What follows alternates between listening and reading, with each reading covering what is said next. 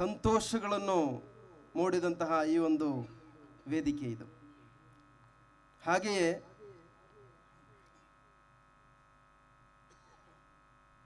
ಈ ಆಲೂರೆಂಬ ಈ ಮಣ್ಣು ಒಂದು ಸುಂದರವಾದ ಸುದಿನದ ಸಂತೋಷವನ್ನು ತರುವಂತಹ ಒಂದು ಮಣ್ಣಾಗಿದೆ.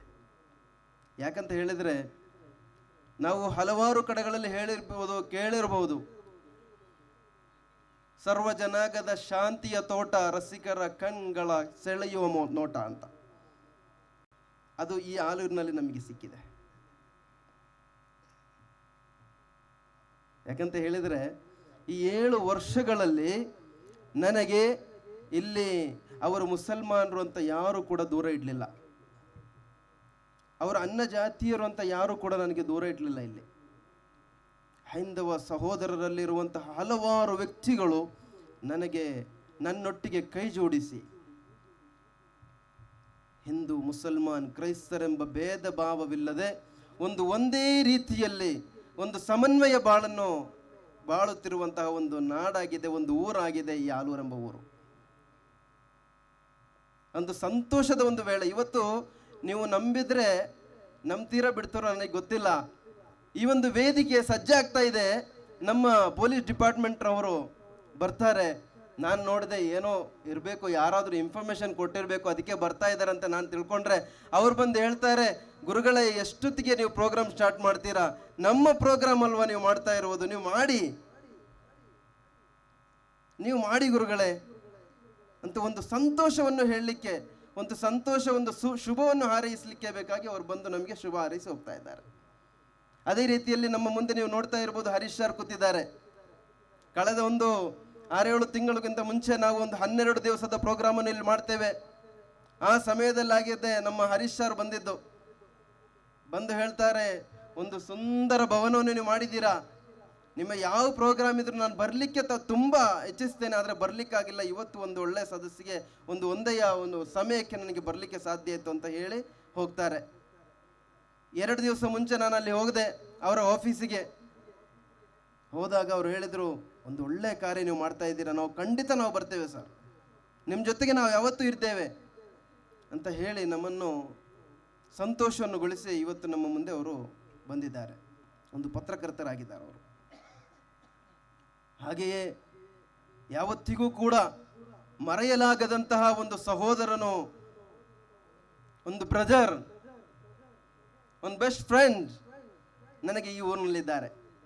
ಯಾರಂತ ಕೇಳಿದರೆ ಬಸವೇಶ್ವರ ಸ್ಕೂಲಿನ ಒಂದು ಫೌಂಡರ್ ಆಗಿರ್ಬೋದು. ಅವರು ನಮ್ಮಲ್ಲಿಟ್ಟಂತಹ ಒಂದು ಭಾವನೆ, ಒಂದು ಫ್ರೆಂಡ್ಶಿಪ್, ಒಂದು ಸಹೋದರತೆ ಅಂತ ಹೇಳಿದರೆ ನನಗೆ ಹೇಳಲಿಕ್ಕೆ ಸಾಧ್ಯ ಆಗಲ್ಲ ಅದು. ಅದೇ ರೀತಿ ಹಲವಾರು ಜನರು ನನಗೆ ಇಲ್ಲಿ ಬಂದಾಗ, ಆವಾಗಲೇ ಗುರುಗಳು ಹೇಳಿದರು, ಹೋಲ್ಡ್ ಕೋರ್ಟ್ನಲ್ಲಿ ಹಳೆಯ ಒಂದು ಬಿಲ್ಡಿಂಗ್ನಲ್ಲಿ ನಾವು ಸ್ಥಾಪನೆಯನ್ನು ಸ್ಟಾರ್ಟ್ ಮಾಡಿದ್ವಿ 12 ಮಕ್ಕಳಿಂದ, ಹೆಣ್ಣು ಮಕ್ಕಳನ್ನು. ಅದಕ್ಕೆ ಬೇಕಾಗಿ ನಮ್ಮ ನಾಗೇಶ್ ಸಾಗರ್ ಅವರು, ಅವರ ಅಣ್ಣಂದರು, ತಮ್ಮಂದರು ಎಲ್ಲರೂ ಕೂಡ ನಮಗೆ ಸಪೋರ್ಟ್ ಮಾಡಿದರು. ಇಲ್ಲಿರುವಂತಹ ಎಲ್ಲ ಜನರು ಕೂಡ ನನ್ನನ್ನು ಒಳ್ಳೆಯ, ಅವರ ಒಂದು ಕುಟುಂಬದಂತೆಯೇ ನನ್ನ ಸ್ನೇಹಿಸಿ, ನನ್ನೊಂದಿಗೆ ಅವರು ಕೈ ಜೋಡಿಸಿ ಇವತ್ತು ಈ ಮಟ್ಟಕ್ಕೆ ತಂದಿದ್ದಾರೆ. ಇನ್ನೂ ಕೂಡ ನಾವಿದ್ದೇವೆ ಅನ್ನುವಂಥ ಒಂದು ಭರವಸೆಯನ್ನು ಅವರು ನಮಗೆ ಕೊಟ್ಟಿದ್ದಾರೆ. ಹಾಗಾಗಿ ಇವತ್ತು 23 ಮಕ್ಕಳಿಗೆ, ನಾವು 23 ಗುರುಗಳಿಗೆ ಇವತ್ತೇನು ಸರ್ಟಿಫಿಕೇಟ್ ಕೊಡ್ತಾ ಇದ್ದೇವೆ, ಅದು ಬರುವ ವರ್ಷಗಳಲ್ಲಿ 230, 2300ಕ್ಕಿಂತ ಅಧಿಕ ಮಕ್ಕಳಿಗೆ ಇಲ್ಲೊಂದು ಸರ್ಟಿಫಿಕೇಟ್ ಕೊಡುವಂತಹ ಒಂದು ಸಂದರ್ಭ ನಮಗೆ ಇಲ್ಲಿ ಉಂಟಾಗಲಿ ಅಂತ ನಾನು ಕೇಳ್ತಾ ಇದ್ದೇನೆ. ಇಷ್ಟು ತನಕ ನನ್ನ ಜೊತೆ ಯಾವ ರೀತಿಯಲ್ಲೆಲ್ಲ ಸಹಕರಿಸಿದ್ದೀರೋ, ಇನ್ನೂ ಕೂಡ ನಿಮ್ಮ ಸಹಕಾರ, ಸಹಾಯ ನಮಗೆ ಬೇಕು ಅಂತ ನಾನು ಕೇಳ್ತಾ ಇದ್ದೇನೆ. ಅದೇ ರೀತಿಯಲ್ಲಿ ನಮ್ಮ ಇದರಿನ ಕರೆಂಟಿನ ಮುಖಂಡರ ಅಂತ ನಮ್ಮ ಜೈ ಅವರು ಆಗಲೇ ಬಂದಿದ್ದರು. ಕರೆಂಟಿಗೆ ಏನಾದರೂ ಪ್ರಾಬ್ಲಮ್ ಆದರೆ ನಾವೊಂದು 2 ಇಲ್ಲಿ ಬಿಟ್ಟು ಹೋಗ್ತೇನೆ, ತೊಂದರೆ ಇಲ್ಲ. ನಾನು ಅವ್ರಿಗೆ ಏನು ಇನ್ಫಾರ್ಮೇಷನ್ ಕೊಡಲಿಲ್ಲ, ಬಟ್ ಆದರೆ ಅವರೇ ಸ್ವತಃ ಬಂದು ಇದು ನೋಡಿ, ಇದೇ ಹೇಳ್ತಾ ಇರೋದು, ಒಂದು ಸೌಹಾರ್ದತೆಯ ಒಂದು ಬೀಡು ಇದು ನಮ್ಮ ಆಲೂರು. ಸೌಹಾರ್ದತೆಯನ್ನು ಮೆರೆಯುವಂಥ ಒಂದು ಊರು ನಮ್ಮ ಆಲೂರು. ಅಲ್ಹಮ್ದುಲಿಲ್ಲಾ ಸುಮ್ಮ ಅಲ್ಹಮ್ದುಲಿಲ್ಲಾ. ನನ್ನ ಸಹೋದರರೇ, ಸಹೋದರಿಯರೇ, ನೀವೆಲ್ಲರೂ ಕೂಡ ನನಗೆ ನಿಮ್ಮಿಲ್ಲಾಗುವಂತಹ ಸಹಾಯ ಸಹಕಾರವನ್ನು ಮಾಡಿದ ಒಂದು ಕಾರಣಕ್ಕೆ ಬೇಕಾಗಿ ಇವತ್ತು ಮಿಷ್ಕಾತುಲ್ ಹಸನಾತ್ ಎಂಬ ಒಂದು ಇನ್ಸ್ಟಿಟ್ಯೂಟ್, ಒಂದು ಮದ್ರಸಾ, ಒಂದು ಮಸೀದಿ ಇಲ್ಲಿ ನಮಗೆ ಕಟ್ಟಲಿಕ್ಕೆ ಸಾಧ್ಯ ಆಗಿದೆ. ಅದರಲ್ಲಿ ನಮ್ಮಲ್ಲಿ ಆಗುವಂಥ ಎಲ್ಲ ಸಹಾಯ ಸಹಕಾರಗಳು ನಾವು ಮಾಡ್ತಾ ಇದ್ದೇವೆ, ನೀವು ನಮಗೆ ಮಾಡ್ತಾ ಇದ್ದೀರಾ. ಒಂದು ಒಳ್ಳೆಯ ಖುಷಿ, ಒಂದು ಸಂತೋಷ ನನಗಿಲ್ಲಿದೆ. ಅದಕ್ಕೆ ಇನ್ನೂ ಕೂಡ ನಿಮ್ಮ ಸಪೋರ್ಟ್ ಇದ್ದರೆ ಇನ್ನೂ ಹಲವಾರು ಯೋಜನೆಗಳು ನಮ್ಮಲ್ಲಿದೆ, ಅದೆಲ್ಲವೂ ನಾವು ತರಬೇಕು. ನಿಮ್ಮ ಸಪೋರ್ಟ್, ನಿಮ್ಮ ಸಹಾಯ ಇನ್ನೂ ಕೂಡ നಮಗೆ ಬೇಕು ಅಂತ കേൾತಾ ഇದ್ದೇನೆ. ഇൻഷാ അല്ലാഹ് തങ്ങന്മാരോടും ഉസ്താദുമാരോടും സയ്യിദന്മാരോടൊക്കെ പറയാനുള്ളത് ഒറ്റൊരു വാക്ക്, അൽഹംദുലില്ലാ. ഞാൻ കഴിഞ്ഞ നമ്മുടെ പള്ളി ഉദ്ഘാടനത്തിൻ്റെ സമയത്ത് ഞാൻ പറഞ്ഞിരുന്നു, നമ്മുടെ സ്ഥാപനത്തിൻ്റെ ഉയർച്ച എന്ന് പറയുന്നത് എനിക്കൊരു 10 രൂപ കിട്ടിയാൽ അതിൽ 2 രൂപ ഞാൻ എടുത്തു വെക്കും, 7 രൂപ ഞാൻ കൊടുക്കും. ഇതെല്ലാം ഈ ചെറിയൊരു ഉദാഹരണം പറയുകയാണെങ്കിൽ, ഇതിൻ്റെ പണിയുടെ ഈ പ്രോഗ്രാമിൻ്റെ വ്യവസ്ഥയിൽ ഞാനിങ്ങനെ ഓടിപ്പാഴുന്ന സമയത്ത് ഒരു സയ്യിദ് അവറുകൾ വരികയാണ്. ഇവിടെ വന്ന് ഇങ്ങനെ ഇരിക്കുകയാണ് എൻ്റെ റൂമിൽ എന്നെ കാത്ത്. അങ്ങനെ ഞാൻ പോയി വന്ന് ഞാൻ വിചാരിച്ചു നമ്മൾ ക്ഷണിച്ച സയ്യിദന്മാരാരെങ്കിലും യാത്രക്കിടയിൽ ഒന്ന് റെസ്റ്റ് എടുക്കാനോ ഒന്ന് ഫ്രഷപ്പ് ആവാനോ വന്നതായിരിക്കും എന്ന് ഞാൻ മനസ്സിലാക്കിയിട്ട് പെട്ടെന്ന് വന്ന് നോക്കുമ്പോൾ കോഴിക്കോടിൽ നിന്ന ഒരു സയ്യിദ, ജിഫ്രി കുടുംബത്തിലുള്ള സയ്യിദ് പറഞ്ഞു, ഞാൻ 2 ദിവസമായി ഭക്ഷണം കഴിച്ചിട്ടാണ്. സുബ്ഹാനല്ലാഹ് സുബ്ഹാനല്ലാഹ്. ഞാൻ എന്താ പറയുക, എനിക്കെന്താ പറയാനുള്ളത്? ഒന്നും എനിക്ക് പറയാൻ വാക്കുകൾ കിട്ടണില്ല, എൻ്റെ കയ്യിലൊന്നുമില്ല. തങ്ങളത് പറയുകയും ചെയ്തു. ഞാനൊന്നും നോക്കിയില്ല. എൻ്റെ കയ്യിൽ മുമ്പത്തെ ദിവസം ആരൊക്കെ തന്നിട്ടുണ്ടായിരുന്ന ചില്ലറ പൈസ ഉണ്ടായിരുന്നുള്ളൂ. ഞാനത് എൻ്റെ അനുജനെ ഏൽപ്പിച്ചുടാ, ഒരു 5000 റുപ്യൻ്റെ സാധനം തങ്ങൾക്ക് എന്താണ് വേണ്ടത് അത് വാങ്ങിക്കൊടുക്കണം എന്ന് പറഞ്ഞു. ഓന് എന്നെക്കാട്ടിലും കുറച്ച് കരുണുള്ളവനാ. ഓനൊരു 8000 റുപ്യ ബില്ലാക്കിയാണ് കൊടുത്തു. ആ സയ്യിദവറുകളെ ഒരുപാട് തങ്ങന്മാർക്കൊക്കെ ചിലപ്പോൾ പരിചയം ഉണ്ടാവും, ഉസ്താദുമാർക്കൊക്കെ പരിചയമുണ്ട്. എന്തായിരുന്നാലും 140ഓളം കല്യാണത്തിന് ಸಹಾಯಿക്കാൻ ನಮಗೆ ಈ ವರ್ಷത്തിൽ ಸರ್, ನಾನು ಮಲಯಾಳದಲ್ಲಿ ಮಾತಾಡ್ತೀನಿ, ನಿಮಗೆ ಅರ್ಥ ಆಗ್ತಾ ಇಲ್ಲ. ಈ 7 ವರ್ಷದ ಮಧ್ಯದಲ್ಲಿ 140 ಮದುವೆಗಳಿಗೆ ನಮ್ಮಿಂದ ಸಹಾಯ ಮಾಡಲಿಕ್ಕಾಗಿದೆ. ಅದೇ ರೀತಿಯಲ್ಲಿ 6 ಜನರನ್ನು ಉಮ್ರಾ ಯಾತ್ರೆಗೆ ನಮಗೆ ಕಳಿಸಲಿಕ್ಕೆ ಸಾಧ್ಯವಾಗಿದೆ. 75ರಿಂದ 80 ಮನೆಗಳಿಗೆ ಸಹಾಯ, ಅಂದರೆ ಮನೆ ಕಟ್ಟಲಿಕ್ಕೆ ಅಲ್ಲ, ಮನೆ ಕಟ್ಟಿಕೊಡಲಿಲ್ಲ, ಆ ಮನೆಯ ಸಹಾಯಕ್ಕೆ ಬಂದಾಗ ಅವರಿಗೆ 15, 20 ಸಾವಿರ, 50 ಸಾವಿರ, 1 ಲಕ್ಷದ ತನಕ ಸಹಾಯವನ್ನು ಕೊಟ್ಟು ಸಹಾಯ ಮಾಡಲಿಕ್ಕೆ ಈ ಒಂದು ಸಣ್ಣ ಟೈಮಿನಲ್ಲಿ ನಮಗೆ ಸಾಧ್ಯ ಆಗಿದೆ. ಅದಕ್ಕೆ ಬೇಕಾಗಿ ನಮಗೆ ಇಂತಹ ಒಂದು ಸುಂದರವಾದ ಒಂದು ಭವನ ಇಲ್ಲಿ ಕಟ್ಟಲಿಕ್ಕೆ ಸಾಧ್ಯ ಆಯಿತು. ಇಂತಹ ಒಂದು ಸುಂದರವಾದಂತಹ ಒಂದು ವೇದಿಕೆಗಳು ಇಲ್ಲಿ ಮಾಡಲಿಕ್ಕೆ ಒಂದು ಸೌಕರ್ಯವಾಯಿತು. ನಮ್ಮ ಈ ವೇದಿಕೆಯ ಎಡಭಾಗದಲ್ಲಿರುವಂಥದ್ದು ಪೈಗಂಬರ್ ಮುಹಮ್ಮದ್ ಮುಸ್ತಫಾ ಸಲ್ಲಲ್ಲಾಹು ಅಲೈಹಿ ವಸಲ್ಲಂ ರವರ ಪಾರಂಪರ್ಯದಲ್ಲಿ ಬರುವಂತಹ ಅವರ ಮಕ್ಕಳಾಗಿದ್ದಾರೆ. ಇಂತಹ ಒಂದು ವೇದಿಕೆ ನನಗೆ ಅನಿಸ್ತಾ ಇದೆ ಕರ್ನಾಟಕದಲ್ಲಿ ಇದೊಂದು ಫಸ್ಟ್ ಅಂತ ಕಾಣ್ತಾ ಇದೆ ನನಗೆ. ಇಂತಹ ಒಂದು ವೇದಿಕೆ 33 ಸದಾತ್ಗಳು ಒಂದೇ ವೇದಿಕೆಯಲ್ಲಿ, ಹಲವಾರು ವೇದಿಕೆಗಳಿರ್ಬೋದು, ಇಂತಹ ಒಂದು ವೇದಿಕೆ ನನಗೆ ಅನಿಸ್ತಿದೆ ಇದು ಫಸ್ಟ್ ಅಂತ. ಇದೆಲ್ಲವೂ ಕೂಡ ಒಂದು ಫೋನ್ ಕಾಲ್ನಲ್ಲಿ ಬಂದಂತಹ ನನ್ನ സഹോദരരാಗಿದ್ದಾರೆ. അൽഹംദുലില്ലാ. ഇനി നമ്മുടെ ഈ വേദി സനദിലേക്ക് കടക്കുകയാണ്. ചിലപ്പോൾ നിങ്ങളുടെ മുമ്പിലിരിക്കുന്ന ഉസ്താദുമാരങ്ങളെ കാണുമ്പോൾ ഈ ഉസ്താദുമാരാണോ, ഈ വയസ്സായ ഉസ്താദുമാരോ? ഇത് ഉസ്താദ് തങ്ങളെ വാപ്പാനെക്കാട്ടിലും വയസ്സുണ്ടല്ലോ ഉസ്താദുമാർക്ക്. ഈ ഉസ്താദുമാർക്കപ്പോൾ കൊടുക്കുന്ന സനദിന് വയസ്സില്ല കേട്ടോ, ഇൽമിന് വയസ്സില്ല. അത് മരിക്കുന്ന സമയം വരെ വയസ്സ് 100 അല്ല, എത്ര വയസ്സായാലും ആ അവസാന സമയം വരെ പഠിച്ചാലും പഠിപ്പ് തീരൂല. അതുകൊണ്ട് ഇൻഷാ അല്ലാഹ് ഇങ്ങനത്തെ ഒരു വേദി, ഈ ഒരു സനദിനുള്ള ഒരു വേദി ഒരുക്കി തന്നെ നമ്മുടെ ഉബൈദ് സഖാഫിയ അദ്ദേഹം ഇതിൻ്റെ എല്ലാ നേതൃത്വങ്ങളെടുത്ത് അദ്ദേഹത്തിൻ്റെ സമയം മുഴുവനും ഉസ്താദുമാർക്ക് ക്ലാസ് എടുത്തുകൊണ്ട് ആ ക്ലാസ്സൊക്കെ അവർക്ക് ഇഷ്ടപ്പെട്ട് റാഹത്തായി അവർ ഇതിനെ ഇനിയും ഉയർച്ചയിലേക്ക് എത്തിക്കാൻ വേണ്ടി അവരുടെ നേതൃത്വത്തിൽ തന്നെ 50-ൽ ചില്ലാനും 70-ൽ ചില്ലാനും കുട്ടികൾ ഇപ്പോൾ തന്നെ അഡ്മിഷൻ ആയിട്ടുണ്ട്. അടുത്ത വർഷം ഇൻഷാ അല്ലാഹ് ഇവിടെ നിർത്തി പഠിപ്പിക്കണം. നിങ്ങളൊക്കെ അത് ആരക്കണം. അള്ളാഹു തൗഫീഖ് ചെയ്യട്ടെ. അതുപോലെ തന്നെ ഇതിൻ്റെ ഈ ഒരു വേദിക്ക് അധ്യക്ഷസ്ഥാനം വഹിക്കുന്നത് എൻ്റെ ഉപ്പയാണ്. ഇതിനൊരു നേതൃത്വമായി നമുക്ക് വന്നിരിക്കുന്നത് 33 സാദാത്യങ്ങളാണ്. അതിൻ്റെ കൂടെ മുഖ്യപ്രഭാഷണത്തിനെത്തിയിട്ടുള്ളത് കൂരിക്കുയിൽ നിന്ന് നമ്മുടെ സയ്യിദ് അവറുകളാണ്. അള്ളാഹു ആഫിയത്തോടെയുള്ള ആരോഗ്യം കൊടുക്കട്ടെ. ഒരു ഫോൺ കോളിലൂടെ സ്നേഹം കൊണ്ട് വന്ന മാത്ര സയ്യിദന്മാരാണ്. അള്ളാഹുവേ അവരുടെയൊക്കെ ദുആ, അവരുടെയൊക്കെയും ആ ഒരു ബറക്കത്ത് നമ്മുടെ ഈ മണ്ണിലേക്ക് നീ തരണേ റഹ്മാനെ. അവരുടെയൊക്കെ ദുആ നീ കബൂലാക്കണേ റഹ്മാനെ. ഓരോരുത്തരും സന്തോഷത്തിൻ്റെ വാക്കുകൾ പറയുമ്പോൾ വളരെ വളരെ അധികം സന്തോഷമാവുകയാണ്. അൽഹംദുലില്ലാഹ്, ഈ വേദിയിൽ നിന്ന് എൻ്റെ വല്യപ്പയുണ്ട്, എൻ്റെ ഉമ്മയുണ്ട്, എൻ്റെ ഉപ്പയുണ്ട്, എൻ്റെ അനുജന്മാരുണ്ട്. എത്ര ആളുണ്ടെങ്കിലും എൻ്റെ വല്യമ്മ ഉണ്ടാകുന്നൊരു സന്തോഷം എനിക്ക് കിട്ടണില്ല.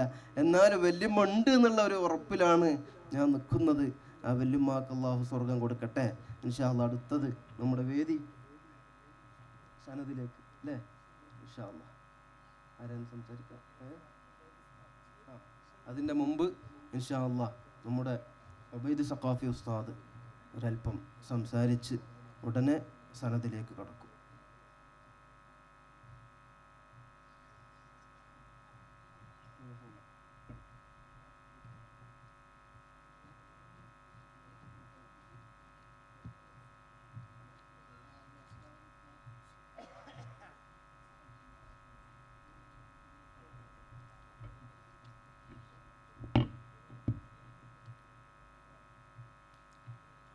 السلام عليكم ورحمة الله.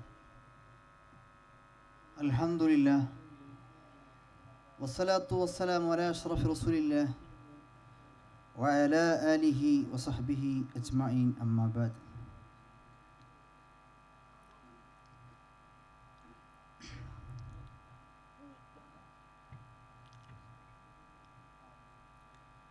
فأعوذ بالله من الشيطان الرجيم. بسم الله الرحمن الرحيم. وسخر لكم ما في السماوات وما في الأرض جميعا منه إن في ذلك لآيات لقوم يتفكرون. تركت الخلق طرا في رضاك وأيتمت الإيال لكي أراك. ഏറ്റവും പ്രിയപ്പെട്ട സയ്യിദന്മാർ, സമാദരണീയരായ പണ്ഡിത മഹത്തുക്കൾ, മറ്റു സുഹൃത്തുക്കൾ, ഉമ്മ പെങ്ങന്മാർ, അല്ലാഹു സുബ്ഹാനഹു തആല നമ്മുടെ എല്ലാ പ്രവർത്തനങ്ങളും ഇരു ലോകത്തും വിജയിക്കുമാർ അല്ലാഹു സ്വീകരിക്കുന്ന അമലുകളാക്കി തീർക്കുമാറാകട്ടെ. ഇപ്പോൾ ഇൻഷാ അല്ലാഹ് അടുത്തതായി സനദ് ദാന ചടങ്ങാണ്. തൊട്ടുടനെ കൂരിക്കുഴി തങ്ങളെ പ്രഭാഷണവും ദുആവും മജ്‌ലിസും ഉണ്ടാവും. ഇൻഷാ അല്ലാഹ് ഞാനൊരു 5 മിനിറ്റ് സംസാരിച്ച് നമുക്ക് സനദ് ദാന ചടങ്ങിലേക്ക് കടക്കാനുണ്ട്. നാം ഇപ്പോൾ നിലകൊള്ളുന്നത് പരിശുദ്ധമായ റജബ് മാസത്തിലാണ്. റജബുൻ ഷഹറുല്ലാഹ് വ ശഅബാനു ഷഹരി വ റമളാനു ഷഹറു ഉമ്മത്തി. അല്ലാഹുവിൻ്റെ ഹബീബ് സല്ലല്ലാഹു അലൈഹി വസല്ലമ തങ്ങൾ ഇങ്ങനെ ഒരു പ്രഖ്യാപനം നടത്തിയപ്പോൾ പല സൂഫിയാക്കളും അതിനെ വ്യാഖ്യാനിച്ചത് പല രീതിയിൽ വ്യാഖ്യാനിച്ചിട്ടുണ്ട്.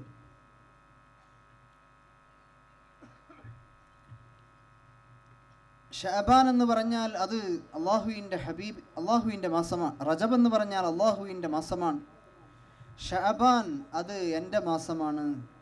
റമദാൻ ഉമ്മത്തിൻ്റെ മാസമാണ് എന്ന് പറയുമ്പോൾ എന്താ അങ്ങനെ പറഞ്ഞത്?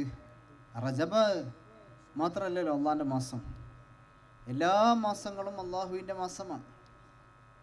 പിന്നെ എന്തുകൊണ്ട് അള്ളാഹു തആല പ്രത്യേകം മെൻഷൻ ചെയ്തുകൊണ്ട് റജബ് എൻ്റെ മാസമാണ് എന്ന് പറഞ്ഞു?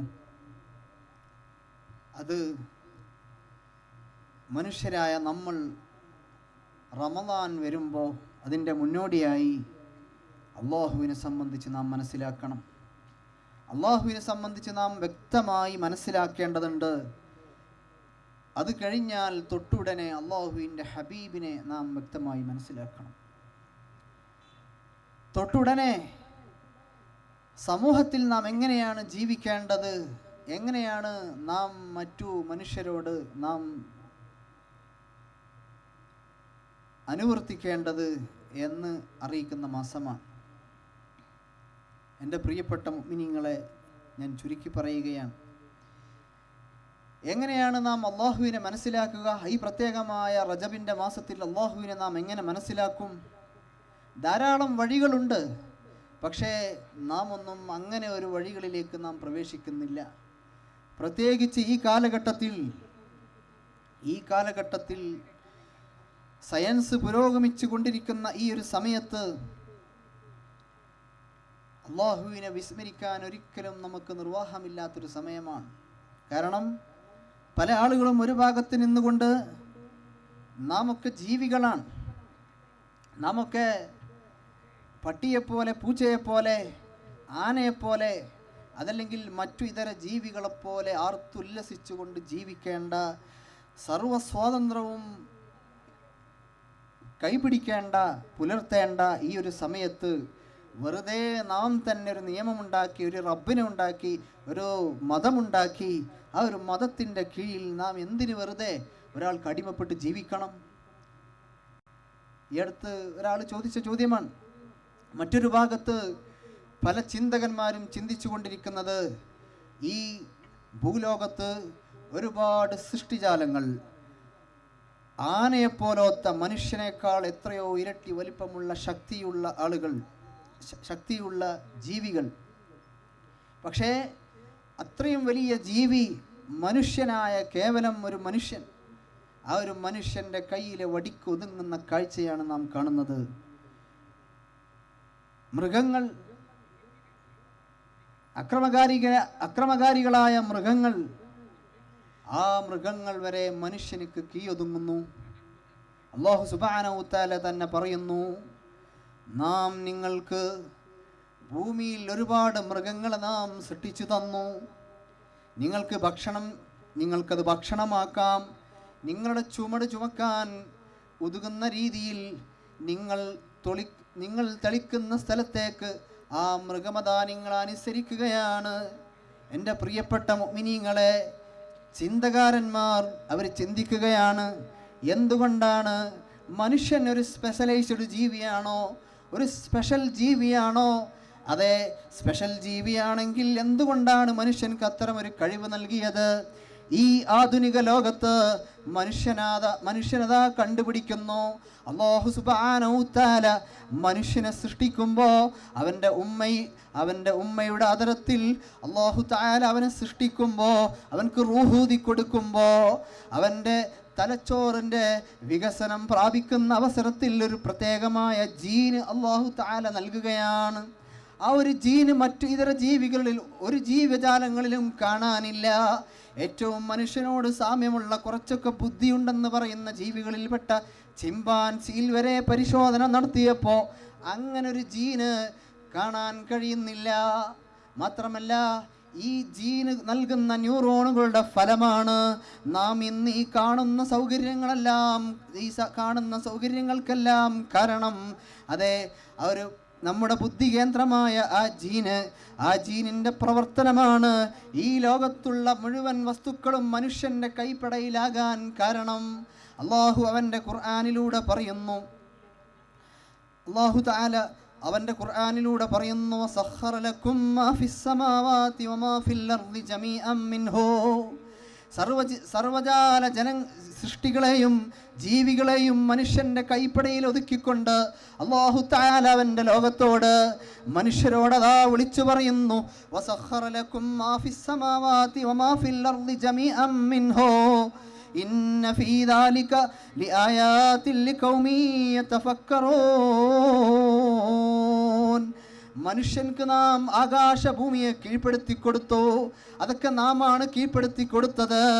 അതെ, ആ ഒരു ജീനെടുത്തുകൊണ്ട് ആ മനുഷ്യനിൽ നിന്ന് ആ ജീനങ്ങ് എടുത്തു മാറ്റിക്കഴിഞ്ഞാൽ കേവലം മറ്റു ഇതര ജീവികളെപ്പോലെ മറ്റു ഇതര ജീവികളെപ്പോലെ മിണ്ടാൻ കഴിയാതെ, പറയുന്നത് എന്താണെന്ന് കേൾക്കാൻ കഴിയാതെ, സംസാരിക്കാൻ കഴിയാത്ത ജീവിയാകുകയാണ്.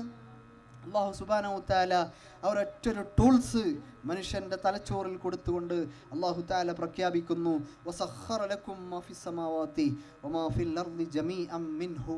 അതൊക്കെ അല്ലാഹുവിൽ നിന്നാണ്. ഇന്ന ഫീ ദാലിക ലആയാതിൻ ലിഖൗമി യതഫക്കറൂൻ. എൻ്റെ പ്രിയപ്പെട്ട മുഅ്മിനീങ്ങളെ, ഈ ദുനിയാവിൽ നാം പല തെറ്റുകളും ചെയ്തു പോകും. പരിശുദ്ധമായ ഈ റജബിൻ്റെ മാസത്തിൽ നാം അതിൽ നിന്നെല്ലാം വിട്ടു നിൽക്കണം. അല്ലാഹു സുബ്ഹാനഹു തആല നമ്മുടെ ഈ ഒത്തുകൂടൽ അതിനുള്ളൊരു കാരണമാക്കി തീർക്കുമാറാകട്ടെ എന്ന് മാത്രം പറഞ്ഞുകൊണ്ട് ഞാൻ എൻ്റെ സംസാരത്തെ നിർത്തുകയാണ്. അല്ലാഹു സുബ്ഹാനഹു തആല നമ്മുടെ എല്ലാ പ്രവർത്തനങ്ങളും അല്ലാഹു സ്വീകരിക്കുമാറാകട്ടെ. ഇതിൻ്റെ പിന്നിൽ ധാരാളം ക്യാഷ് ചെലവഴിച്ചു ശാരീരികമായും മാനസികമായും ഒരുപാട് തങ്ങളവറുകൾ, അതുപോലെ മറ്റു പ്രവർത്തകന്മാർ, ഒരുപാട് ആളുകൾ, നന്ദി കടപ്പാടുള്ള ആളുകളുണ്ട്. അതൊക്കെ നമ്മുടെ മനസ്സിലുണ്ട്. ഇൻഷാ അല്ലാഹ് പ്രിയപ്പെട്ട എൻ്റെ സനത് സ്വീകരിക്കാൻ വന്ന പ്രിയപ്പെട്ട മുതഅല്ലിമീങ്ങൾ, അവരൊന്നും ഒരിക്കലും ഞാൻ മുതഅല്ലിമീങ്ങൾ എന്ന് വിളിക്കാൻ പാടില്ല. പക്ഷേ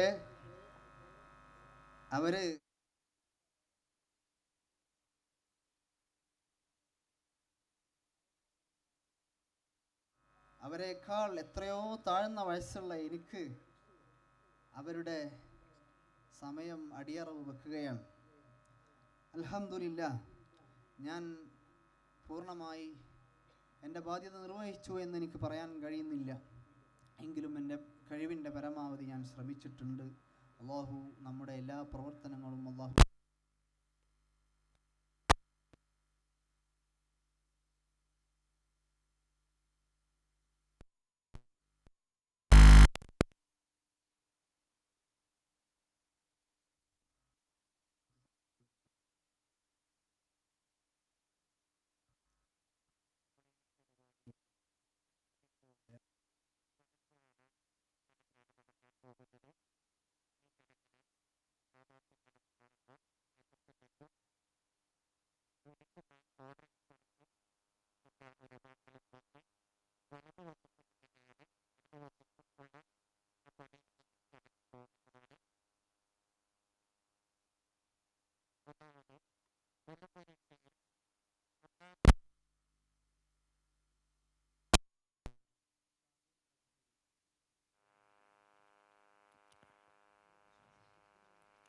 കൊല്ലപ്പരീക്ഷയിൽ 2ാം സ്ഥാനം നേടിയ ആഷിഖ് ബിൻ മുഹമ്മദ് ഹനീഫ ഷാമിൽ അസ്ഹരി.